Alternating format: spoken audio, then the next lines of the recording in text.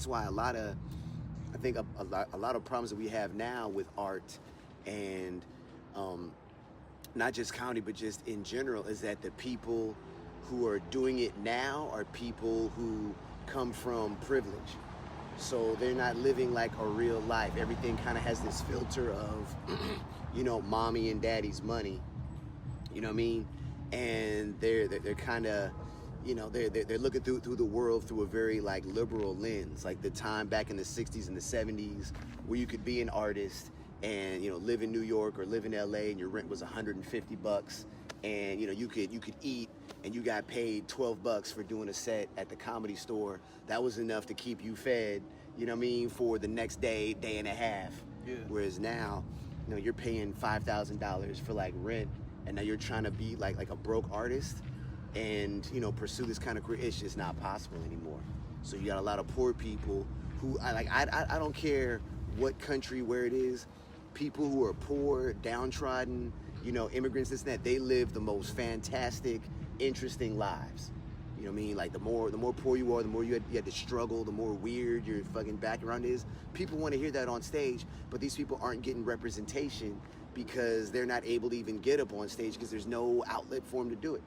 Mm-hmm. You know what I mean? The internet, like, TikTok, this and that, it kind of, it makes it better, but it's also you get drowned out by people who, are entitled, who think like everybody else, who never had the life experience to gain a different perspective that needs to be heard.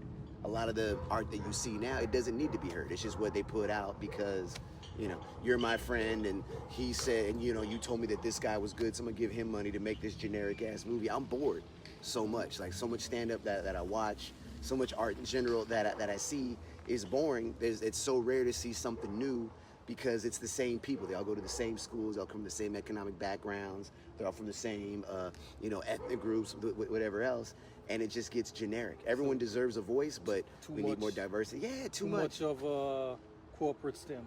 Too much corporate stamp, too much people that just, you got like the people that grew up liberal, people that grew up broke, this and that.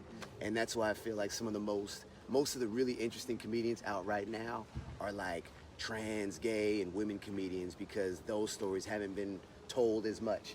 But even now, you're still seeing like you're starting to see patterns where it's like people are learning like, okay, if I say this and I talk about this, then I'm gonna get a laugh. You know what I mean? If I say I'm bisexual on stage, people are gonna give me a clap, applause, and I'm bisexual because men are bad at this, and they knowing you've never even knowing you've never licked a clit in your damn life. You know what I'm saying? You just lying. You know what I'm saying? But that's cool. You know what I'm saying? If men have this, we have so many hacky men, and I believe that now we need hacky women. You know what I mean? We need like every, hacky gays, hacky everybody, to where all the cheap jokes are gone, and now you're challenged to write better material.